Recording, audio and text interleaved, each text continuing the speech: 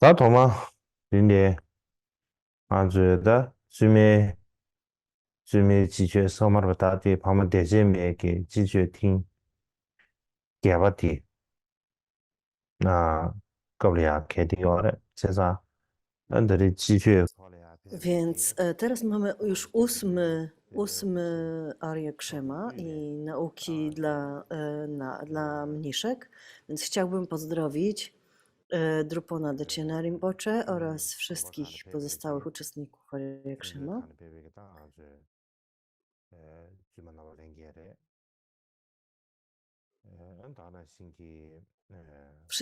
Wszystkie mniszki, które przybyły z różnych klasztorów, Kadziu oraz którzy słuchają przez internet, wszystkich mnichów, mniszki i pozostałych. Chciałbym przekazać Wam wszystkim moje tashiderek. Mam nadzieję, że macie się dobrze. Więc tego wieczora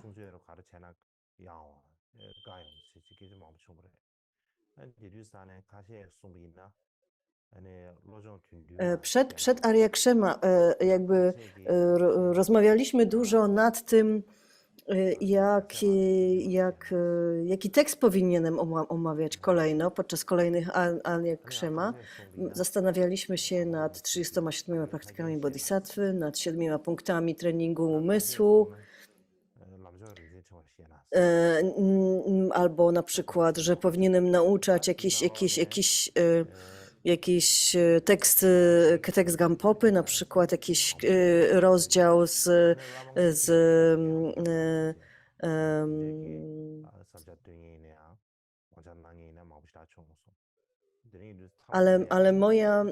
ale moja osobista opinia była taka, że powinienem nauczać 50 strof o guru i na tym stanęło.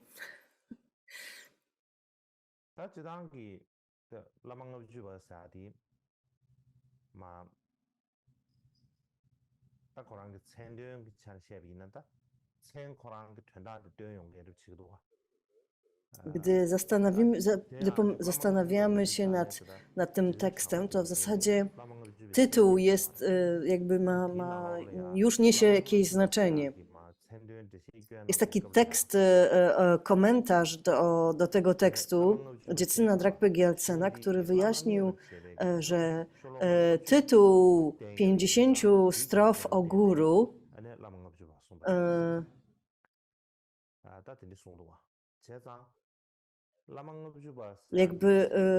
opisuje to, mówi o tym, że tekst zawiera 50 strof opisujących metody sprawiania radości guru. Kiedy mówimy, czyli 50 strof o guru opowiada o tym, jak podążać za guru. W ogólności i w szczególności w kontekście Vajrayany.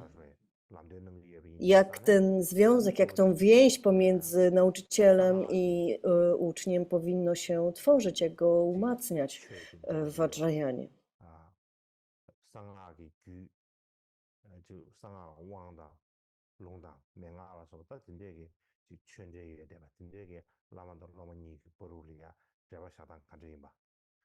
Tekst mówi o tym, jak tworzyć tą więź pomiędzy mistrzem i uczniem, na przykład podczas przekazywania abiszek, a w szczególności jak uczeń, który wkroczył na ścieżkę Vajrayany, powinien podążać za góry.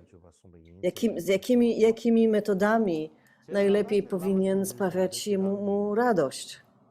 I o tym właśnie mówi ten tekst, który będziemy omawiać. Kim jest guru? Po tybetańsku to jest lama. To słowo lama to jest jakby tłumaczenie sańskiego zwrotu guru, sańskiego słowa guru.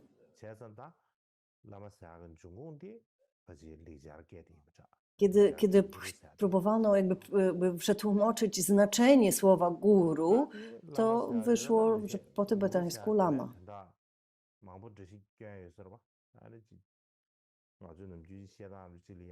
Istnieje wiele różnych wyjaśnień dotyczących tego, czy tego słowa. Niektóre wyjaśnienia mówią o tym, że to jest coś ciężkiego, że to jest ciężar. Mamy coś ciężkiego, tak? To jest. Więc lama jest ciężki, posiada ciężkie właściwości, jest ciężki od tych właściwości, tak? Posiada ich tak wiele.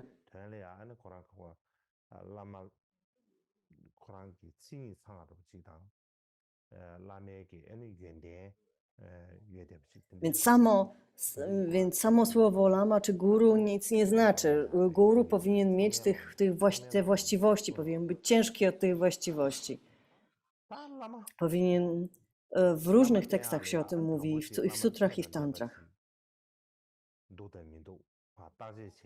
Aby podążać za guru, musimy najpierw sprawdzić, czy ta osoba jest autentycznym lamą, autentycznym guru. I to jest bardzo ważne. Kiedy już znaleźliśmy autentycznego, prawdziwego guru, to też ważne jest, aby właściwie za nim podążać. Najlepszym sposobem podążania za guru jest właściwa motywacja. To, czy podążamy za nim właściwie, czy nie, zależy od naszej motywacji. Jest takie powiedzenie w języku chińskim,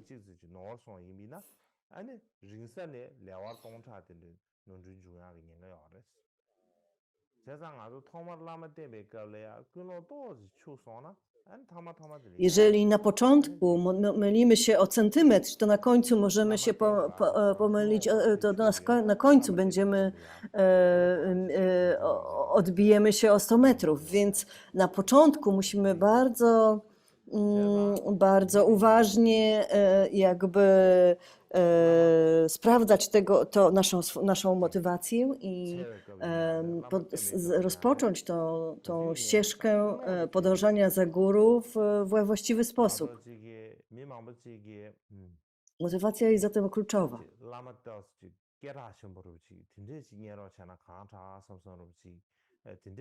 Wielu ludzi myśli, o, muszę znaleźć jakiegoś bardzo sławnego lamę.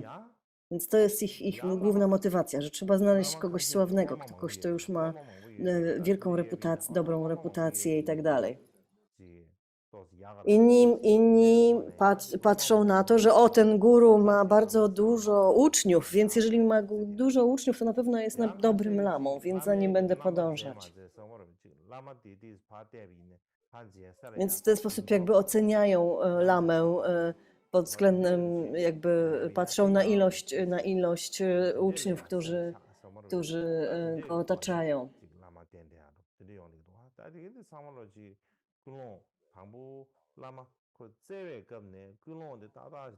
Więc te wszystkie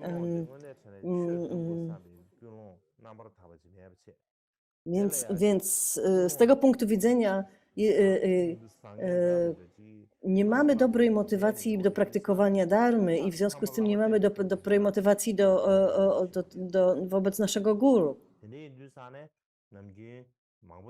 I wtedy tacy ludzie, którzy z taką motywacją rozpoczynają swoją drogę, podczas podążania za guru napotykają na wiele przeszkód. Albo zamiast dobrego guru znajdują bardzo niedobrego guru. I pamiętajcie, że nie możemy cały czas, że to jest nasz błąd, że to był nasz błąd od samego początku, kiedy szukając guru szukaliśmy kogoś, kto jest przystojny, albo kto ma dużo uczniów, albo kto jest sławny, to była nasza wina. Nie możemy jakby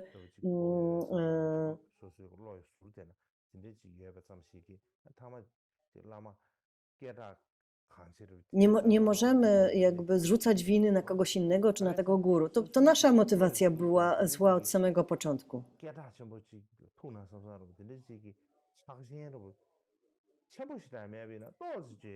Po prostu gdzieś tam w naszej głowie mieliśmy takie przywiązanie. O, fajnie by było, gdybym podążał za jakimś sławnym lamą.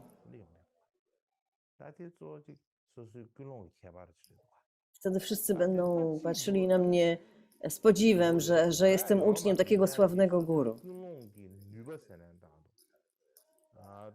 Oczywiście to nie jest jakby kompletnie złe, ale jeżeli to była nasza motywacja, to nie może się skończyć dobrze. Ta motywacja, to przywiązanie będzie zawsze wpływało na nasz stosunek, na naszą więź z guru, na sposób, w jaki za nim podążamy.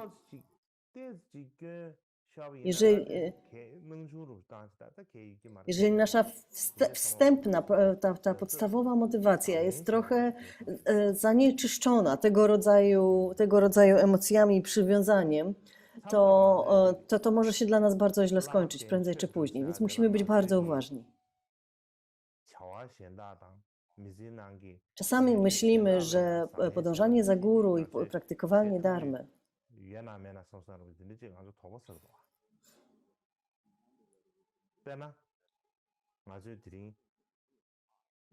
jakby zastanawiamy się czasami, czy możemy tego dokonać, czy możemy czy możemy się tego podjąć.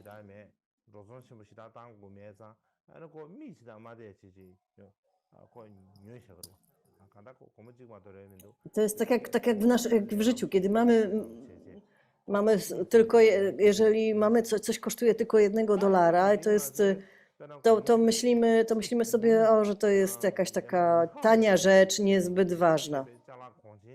Natomiast coś co kosztuje dziesiątki tysięcy, setki tysięcy dolarów, to traktujemy to się zastanawiamy bardzo długo, zastanawiamy się, czy to jest dobra jakość, czy warto to kupić, czy nie warto to kupić, czy jest to naprawdę poważne, czy będziemy tego używać. I przemyśliwujemy, tak?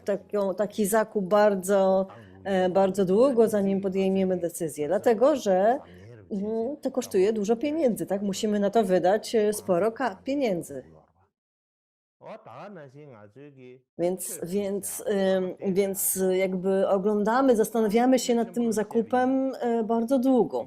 Podobnie powinno być z praktykowaniem dharmy i z podążaniem za guru.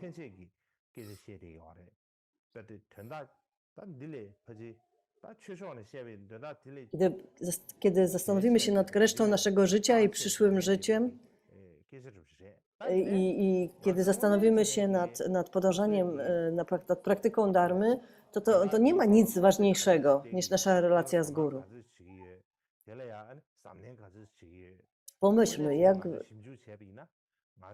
jak długo zastanawialiśmy się nad tym, jakiego guru wybrać.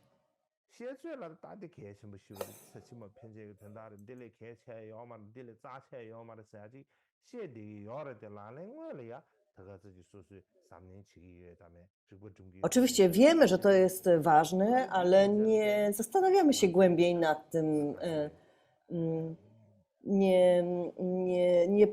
Nie poświęcamy tego tak dużo myśli, nie zastanawiamy się nad tym zbyt długo. Więc podążanie za guru to jest największą sprawą w naszym życiu i powinniśmy to traktować bardzo poważnie i zastanawiać się nad tym bardzo poważnie. Ignorowanie tej kwestii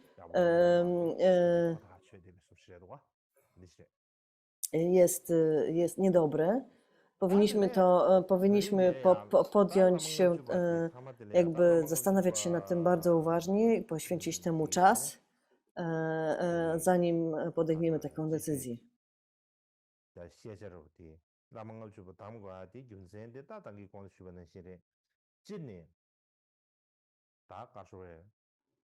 Więc tematem naszych wykładów obecnie jest 50 strof o guru,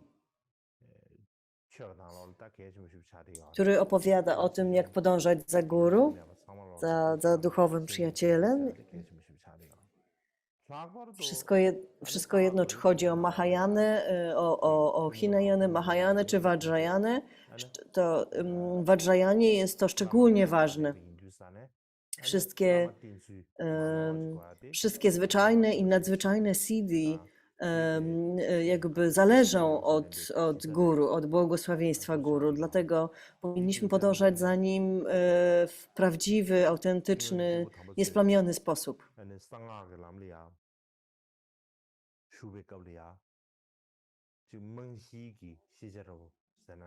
Wszystkie wielkie istoty w przeszłości, które praktykowały Vajrayany, na początku przechodziły przez trening i wielu z nich studiowało ten tekst. I wielu z nich również studiowało 14 głównych naruszeń samaja, ślubowań samaja. Więc ten tekst opowiada o tym, jak podążać za guru i wyjaśnia sporo na temat Vajrayany. Na temat tego, jak praktykować Vajrayany. Kilka lat temu jakby objaśniłem ten tekst paru osobom.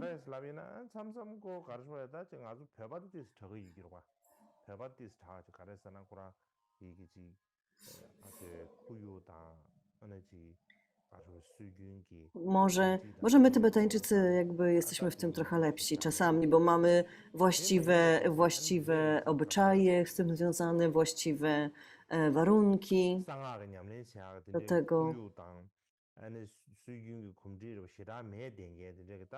związane z podążaniem za guru. Gdybyśmy nie mieli dobrych warunków do praktykowania Vajrayany, na przykład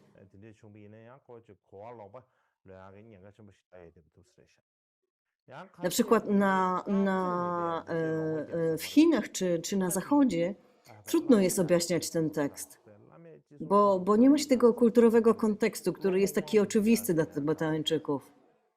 Więc często nauczyciele w Chinach czy na Zachodzie jakby źle omawiają ten tekst.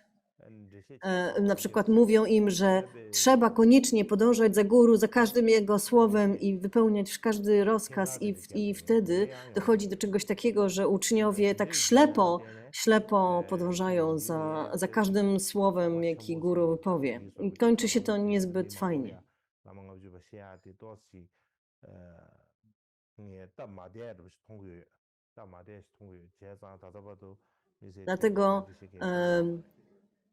Dlatego czuję się troszkę niezręcznie tłumacząc ten tekst przez internet i nie zrobiłem tego publicznie do tego czasu, ale też z drugiej strony uważam, że moimi głównymi słuchaczami są mniszki uczestniczące w Arya Kshema i inni mniejsi i mniszki z naszych klasztorów Kadziu. To jest moja główne audytorium dla tych wykładów i którzy mają jakby znają ten kontekst, właściwy kontekst, będzie im łatwiej ten tekst zrozumieć i dlatego w tym przypadku się tego podjąłem.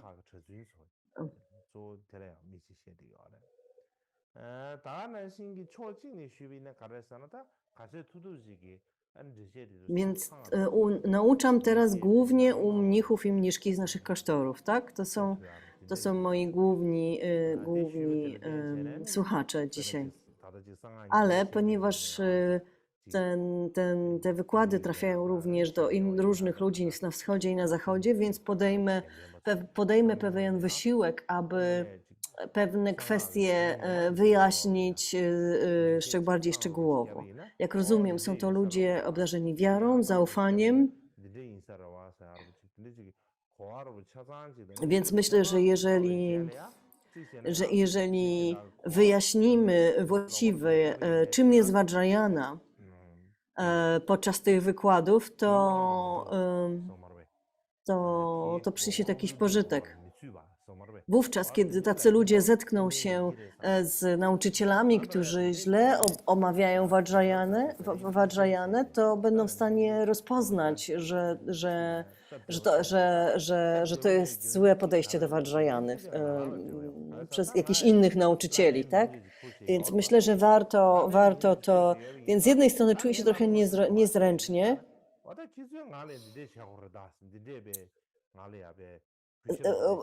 jakby czuję się niezręcznie głównie dlatego, że wielu ludzi nazywa mnie guru.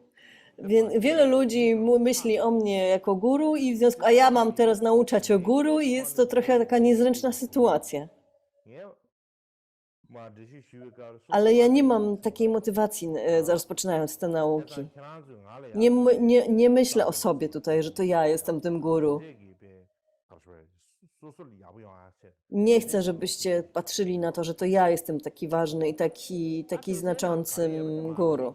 To nie jest moja motywacja do tych wykładów. Po prostu chcę wyjaśnić, o czym mówi ten tekst. Chcę wyjaśnić, czego możemy nauczyć się z tego tekstu. Inaczej będę się czuł mało komfortowo.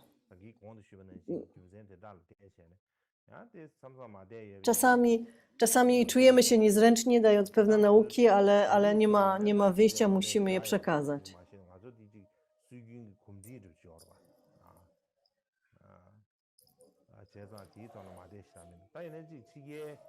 Dla Tybetańczyków jakby nie ma takiej kwestii, że coś jest, nauczanie czegoś jest niezręczne czy nie, ponieważ mamy taki zwyczaj. Mamy taki zwyczaj przekazywania takiej nauki. Każdy go zna, każdy rozumie ten kontekst, ten zwyczaj. Natomiast na zachodzie czy na wschodzie ludzie mogą myśleć, o, on jest guru i co, opowiada tak o sobie? To jak to jest? Oczywiście to nie byłoby fajne. To nie byłoby dobre, gdybym z taką motywacją do tego podchodził, z takim nastawieniem tego podchodził, że ja tutaj opowiem o sobie i o tym, jaki ja jestem ważny. Nie, ale taka motywacja mi nie przyświeca.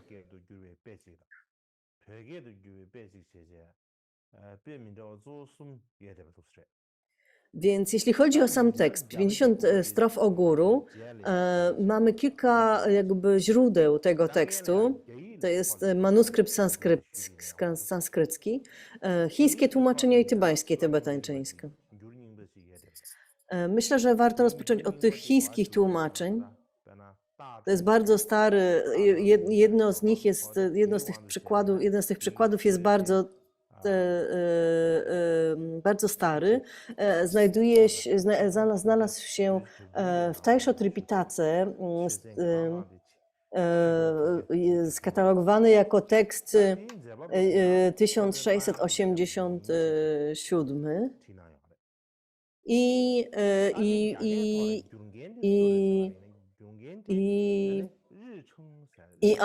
autorem w tej Tripitace mówi się, że autorem jest Ashwagosha. Przekładu dokonał mistrz Richen, Ravi Kirti. Mówi się o nim Ravi Kirti.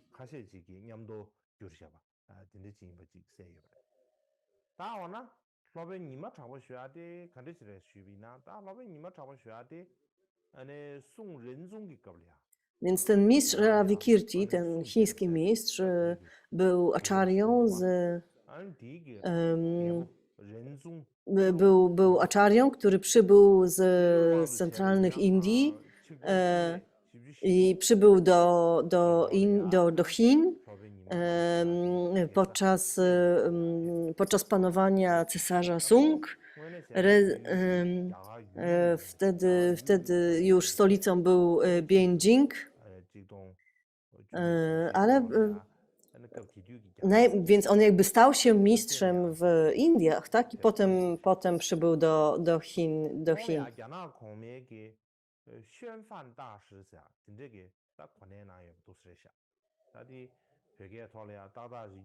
I ten cesarz nadał mu taki tytuł Xuanfan, mistrz Xuanfan, co znaczy, co niewiele znaczy, jeśli się przetłumaczy ten tytuł.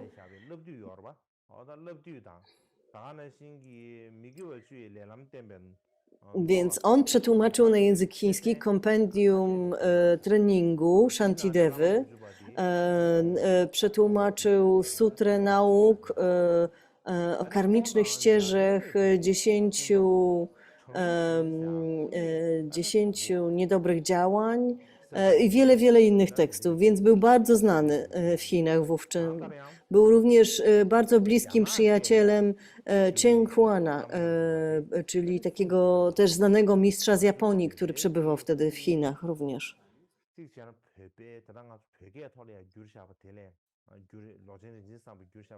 Więc chińskie tłumaczenie tego tekstu, 50 strof o guru, powstało, właśnie pierwsze powstało za czasów za czasów dynastii Sung powstało one wcześniej niż tybetański przekład. Jeśli chodzi o tybetański przekład, to mamy kilka różnych wersji w różnych wersjach tendziuru. On się znalazł w tendziurze, w tybetańskim tendziurze.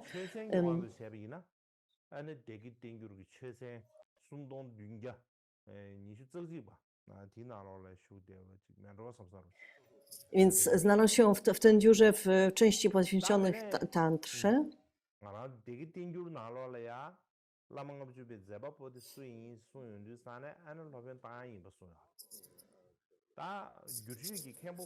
Wówczas i tam w tym tybetańskim tendziurze również mówi się, że autorem tego tekstu była Ashwagosha.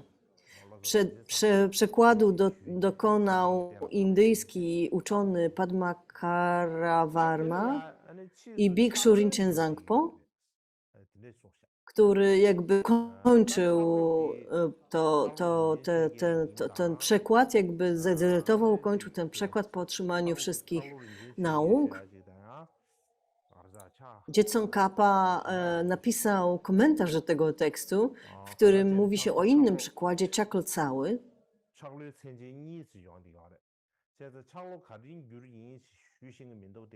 Było dwóch tłumaczek o tym imieniu Chaklcała, więc nie wiadomo, który z nich dokonał tego przekładu.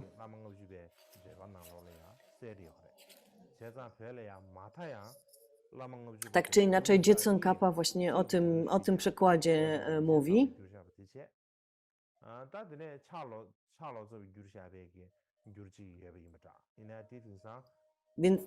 Więc mamy dwa przykłady tybetańskie, Rinchena Zangpo i Chakalcały. Ale i tego drugiego ja nie znam, po prostu nigdy nie otrzymałem jakby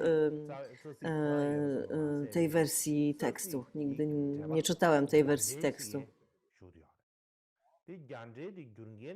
Więc nie tylko, więc jeśli chodzi o sanskryt, więc są również sanskryckie komentarze do tego tekstu, przetłumaczone przez Golodsawe Shinupala.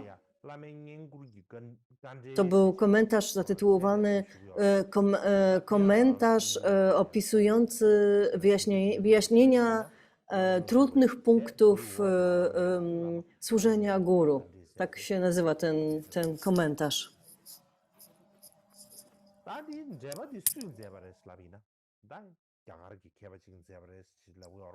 Więc kim jest autor tego komentarza?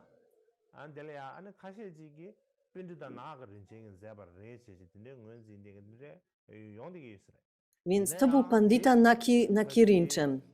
Znaczy to jest tłumaczenie tego imienia, tybetańskie tłumaczenie jego imienia. Ale,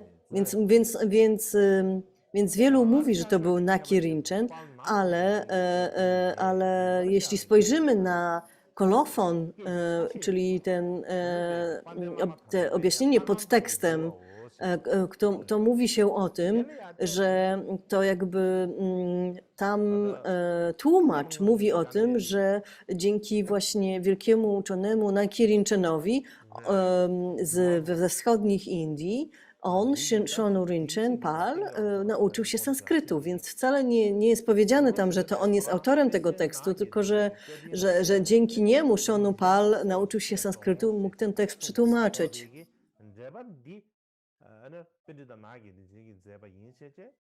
Więc to i jego imię jest wspomniane w tym kolofonie, ale nie jest wprost powiedziane, że on jest autorem.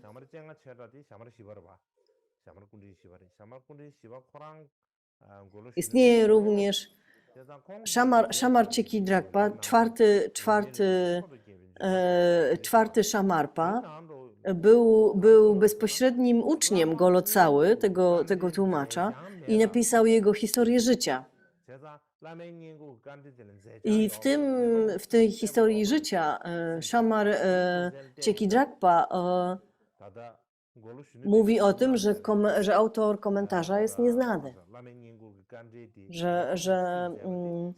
że Shonu Rinchen Pal przetłumaczył ten tekst, ale autor jest nieznany.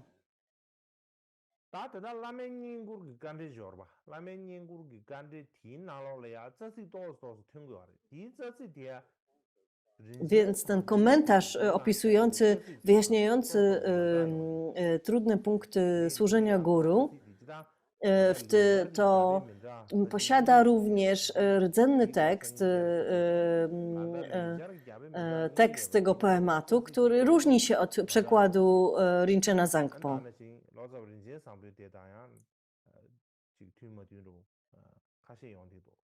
Więc wygląda na to, że tam pojawił się jakaś inna wersja, może sanskrycja wersja była inna i stąd to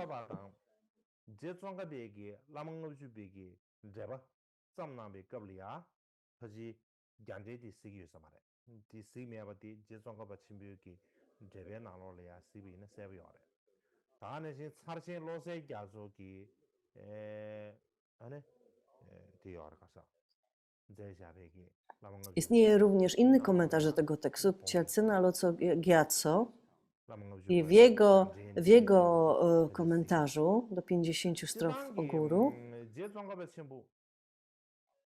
wygląda na to, że on nie znał tego indyjskiego wcześniejszego komentarza i korzystał z innej wersji tekstu. Kiedy Jetson Kapia miał 59 lat w 1415 roku, Wang Drakpa Gyaltsen zaprosił Jetson Kapę i 200 uczniów do Ingitashi Doka. I tam Golocała Shinupal otrzymał bardzo wiele nauk od Jetson Kapy i pomiędzy nimi były wyjaśnienia do 50 wersów o guru oraz wyjaśnienia do 14 głównych naruszeń Samaya.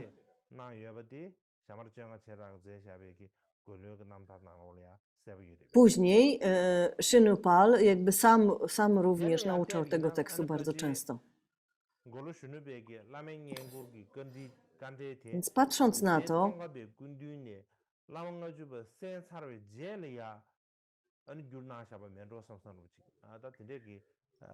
więc najprawdopodobniej Golocała przetłumaczył te trudne punkty o służeniu guru po tym, jak otrzymał te wszystkie nauki od Jetson Kapy.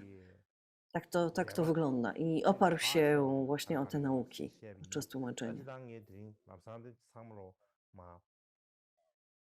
Więc teraz możemy się zastanawiać, jakie są najważniejsze tybetańskie komentarze do tego tekstu. Chciałam zrobić, jest tego długa lista, ale główne tybetańskie jakby komentarze to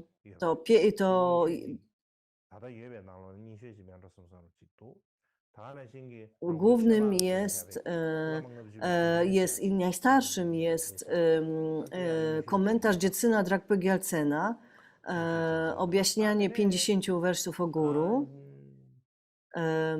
Potem komentarz Drogyna Chogyala Pakpy i podsumowanie 50 wersów, tak się nazywa. Jest również komentarz Nokshe Danga Dorje, czyli syna syna jakby ucznia Marpy Locały, czyli Noka Ciekudorje.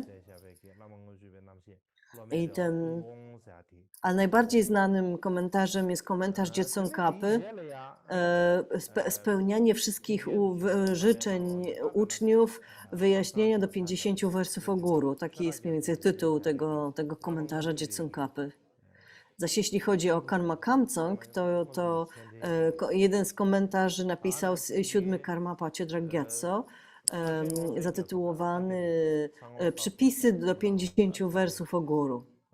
Istnieje również komentarz Tsarciena Losala Gyatso, otwieranie wrót cennego urzeczywistnienia, komentarz do 50 strof o guru. To są tylko niektóre z tych komentarzy, mamy ich więcej.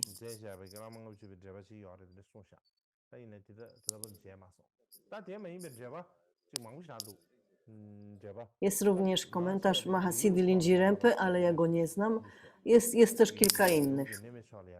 Większość komentarzy jakby pochodzi z tradycji Gelug. Wygląda na to, że oni mają jakby więcej komentarzy do tego tekstu.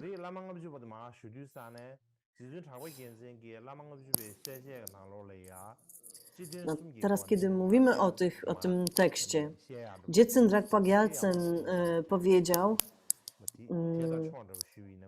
że często omawia się ten tekst, jakby trzeba omówić 5 podstawowych punktów. Pierwszym jest, kto napisał ten tekst. Drugim, na jakich tantrach się oparł. Trzecim jest, po co napisał ten tekst. Czwartym, czas, w którym powinien ten tekst być nauczany. I piątym jest podsumowanie. Skoro jest to tekst Vajrayany, to trzeba się zastanowić nad tantrą, która jakby, na której opierał się autor.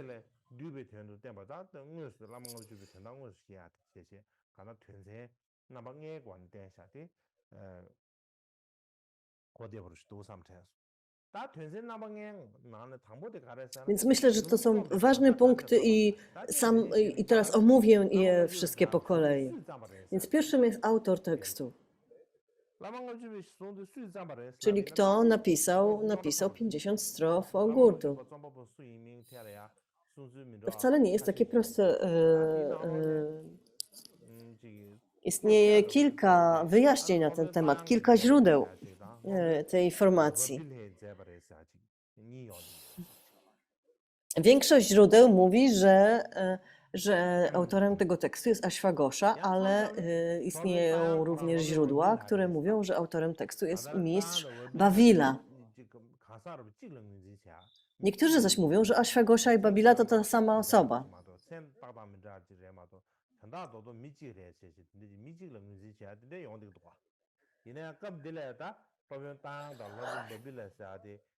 Jednak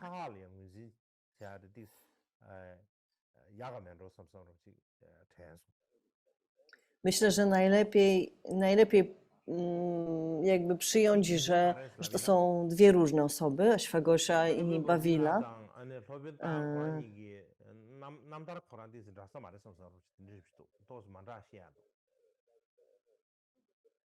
Dlatego, że mamy dwie różne historie życia opisane, spisane, dwie różne historie życia i Ashwagoszy i Bawila, i one się różnią od siebie.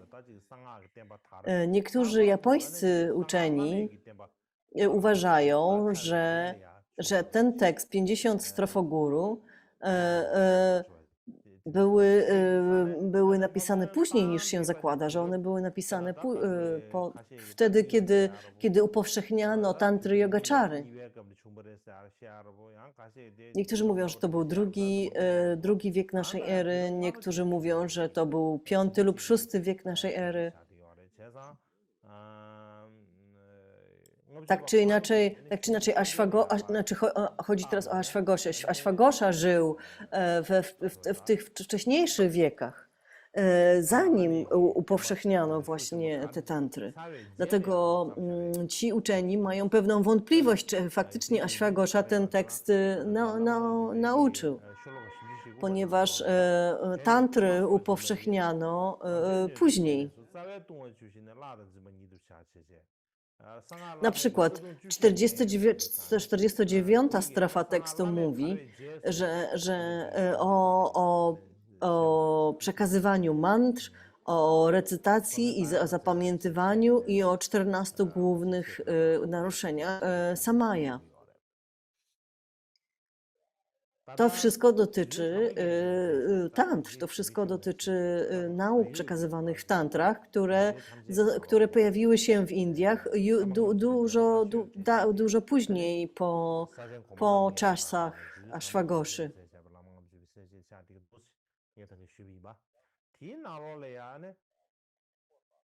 Więc Jetsun Dragpa Gyatso to był jeden z jakby praojców szkoły Sakya i on w swoim komentarzu mówi o tym, on uważa, że właśnie że ten tekst został napisany przez mistrza Bawilę, który pochodził z rodziny króla Chandry, czyli z takiej kasty księżyca, można powiedzieć. On porzucił pałac i został mnichem w Nalandzie. Jego guru byli Jetari i Sudana, tam w Nalandzie. I został sławnym paditą.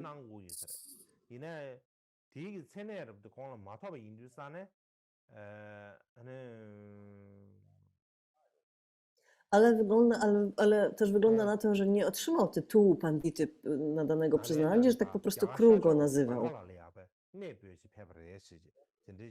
Później opuścił Nalandę i udał się do wschodniej części Indii, do Bengalu.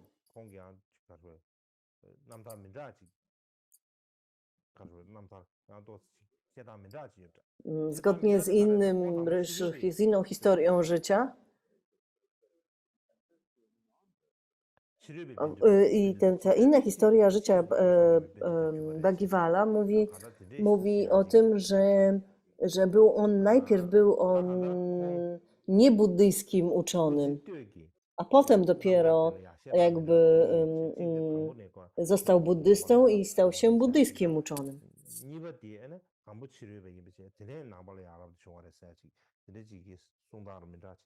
Więc tutaj jakby różne historie życia się różnią pod tym względem, tak, że jedne mówią, że przyjął ślubowania w Nalandzie i został tam uczonym, a inne mówią, że najpierw został mnichem w innej tradycji niebuddyjskiej i potem się jakby przechrzcił, zmienił religię.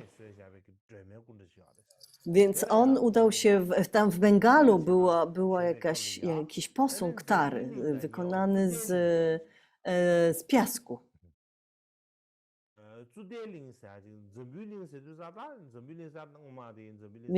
Więc kiedy mistrz praktykował przed tym posągiem,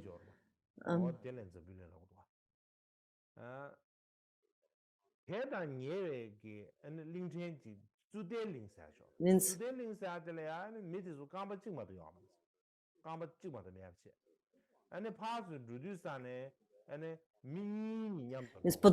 podobno niedaleko właśnie Bengalu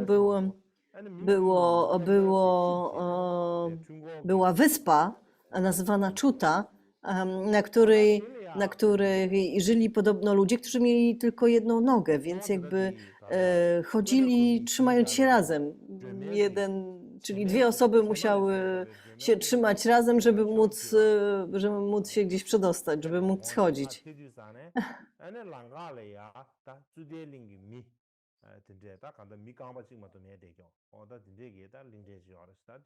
Więc ci ludzie również czcili ten posąg Tary wykonany z piasku i kiedy udali się tam, zobaczyli mistrza, indyjskiego mistrza, który miał dwie nogi.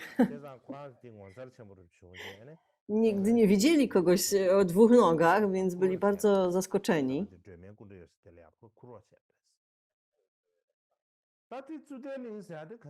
Więc porwali go. Więc gdzie jest ta wyspa Czuta? Ciężko powiedzieć, czy to była prawdziwa wyspa, czy nie, czy tylko jakaś legenda, bo ludzie o jednej nodze to brzmi dość niesamowicie i może to jest po prostu taka legenda.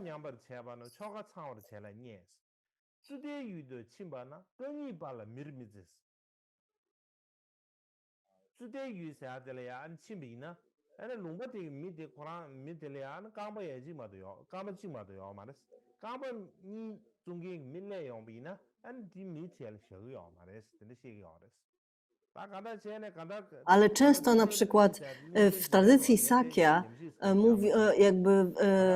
przytacza się ten przykład, że na przykład na wyspie Czuta, gdzie wszyscy ludzie mają jedną nogę, uważają, że ludzie o dwóch nogach nie istnieją.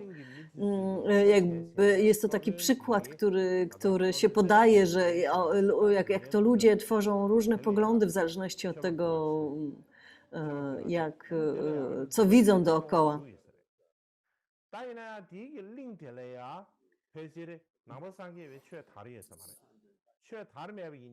Tak czy inaczej, ci ludzie z Czuta w końcu pozwolili mistrzowi praktykować przed tym posągiem Tary.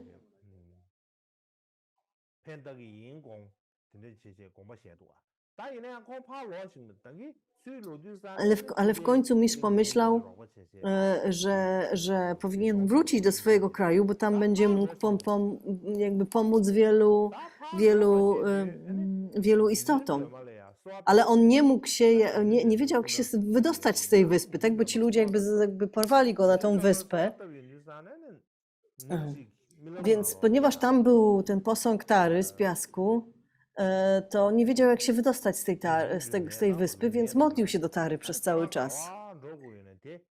I w pewnym momencie Tara do niego przemówiła we śnie, powiedziała: pomyśl, gdzie chcesz się udać we śnie, zwróć się w tamtą stronę i pomyśl, że się tam udajesz.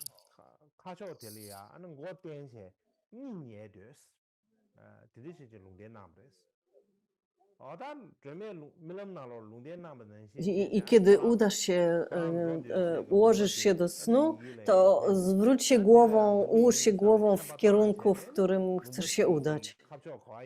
Więc on tak zrobił, pomyślał sobie, że tam chce się udać, ułożył się do snu głową w tym kierunku i na drugi dzień, kiedy się obudził, okazało się, że właśnie tam się znalazł, po drugiej stronie morza. Po prostu obudził się po drugiej stronie morza, w miejscu, w którym chciał być. Więc najprawdopodobniej to była Nalanda.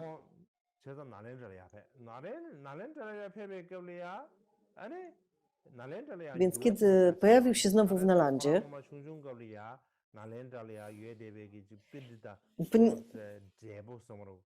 oczywiście on tam był, kiedy był młody, więc jego nauczyciele już odeszli, już zmarli,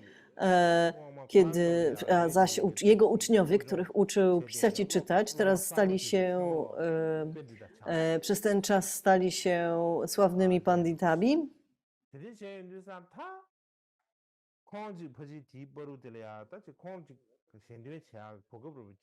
Więc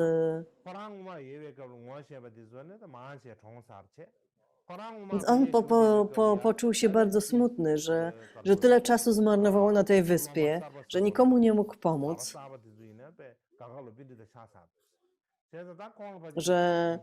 że nowi mnisi za jego czasów teraz są już panditami, że praktycznie nikogo tam już nie znał i wpadł w depresję. Pomyślał sobie, nikomu nie mogę tu pomóc, tak jak myślałem, ale też się troszkę zezłościł z tego powodu.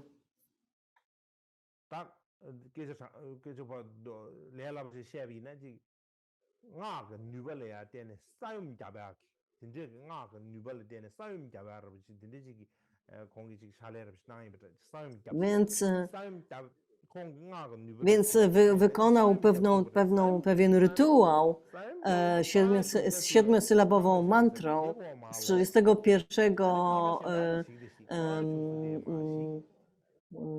rozdziału Chakrasamvary, i ten rytuał wywołał trzęsienie ziemi, który zniszczył część Nalandy.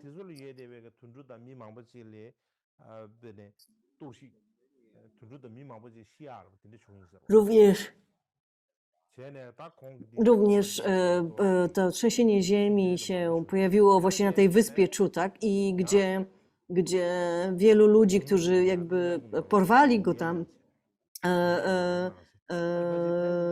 zmarło z tego powodu. Zginęli po prostu w tym trzęsieniu ziemi.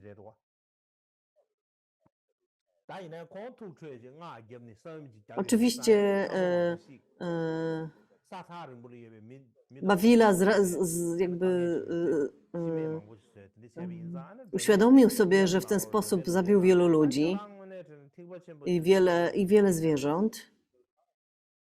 Więc i Tara wtedy pojawiła się w jego śnie i powiedziała: to nie jest działanie godne praktykującego Mahayany, kogoś, kto dba o czujące istoty. Zabiłeś bardzo wiele istot. Czyli porzuciłeś współczucie i życzliwość wobec istot, więc musisz to wyznać. Na co mistrz odpowiedział: muszę udać się do Wutai Shan w Chinach i tam wykonać jakby to wyznanie przed Manjushrim.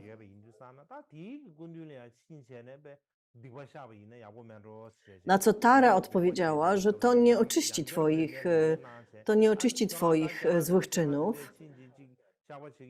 Będzie lepiej, jeżeli napiszesz komentarz o 14 głównych uchybieniach ślubowań Samaya oraz 50 strof o tym, jak podążać za guru. Dla początkujących na ścieżce Vajrayany. Napisz również wiele komentarzy do tantry. Tak powiedziała.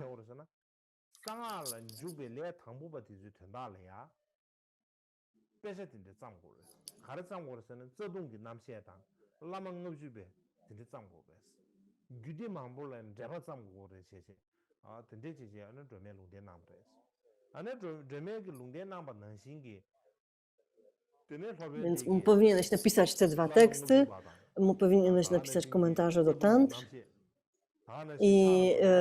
I tak właśnie powstało to 50 strof o guru. Powstały również wyjaśnienia do 14 głównych uchybień Samaya. Powstały komentarze do Vajradakini, do Chakrasamvary, do 4 tronów, do Bodhivajrczany i tak dalej.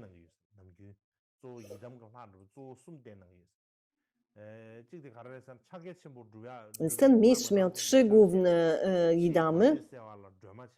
Jednym z nich był Chakrasamvara do praktyki Mahamudry, Tara do usuwania przeszkód oraz przeszkód zewnętrznych oraz Achala do usuwania przeszkód wewnętrznych.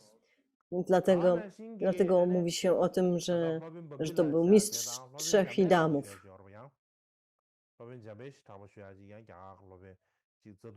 Był również mistrz Manjushri Kirti, który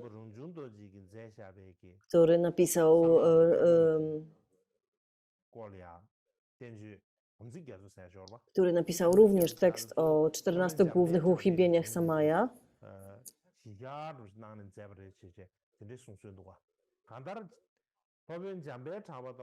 I później Karmaparang Jugdorje napisał komentarz do tego tekstu.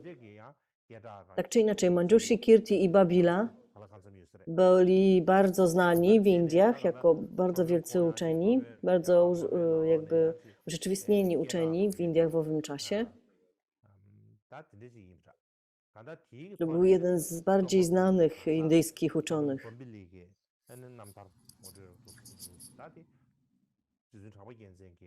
Tak czy inaczej, to jest autor tego tekstu, czyli jednak nie Ashwagasha.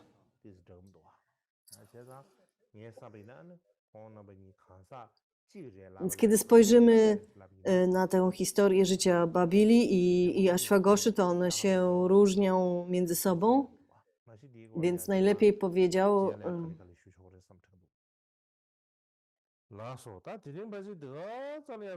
myślę, że później jeszcze wrócę do tego tematu. Myślę, że najlepiej skończyć dzisiaj w tym miejscu. Dopiero rozpoczynamy omawianie tego tekstu. I te początki są czasami, omawiania jakiegoś tekstu są dość trudne. Ostatnio złapałem jakieś przeziębienie i nie byłem w stanie jakby się dobrze zająć przygotowaniami do tekstu, więc musiałem trochę odpocząć. To trochę dłużej trwało niż myślałem. Znaczy to powracanie do zdrowia. Ale tak czy inaczej chciałem zacząć te nauki dzisiaj, więc może nie zrobimy nic więcej już dzisiaj, tylko po prostu to jest dopiero początek. To jest dopiero początek. Mamy jeszcze ponad 10 dni wykładów, więc mam nadzieję, że nie pojawią się już żadne przeszkody i że będziemy mogli kontynuować dość bez przeszkód te nauki.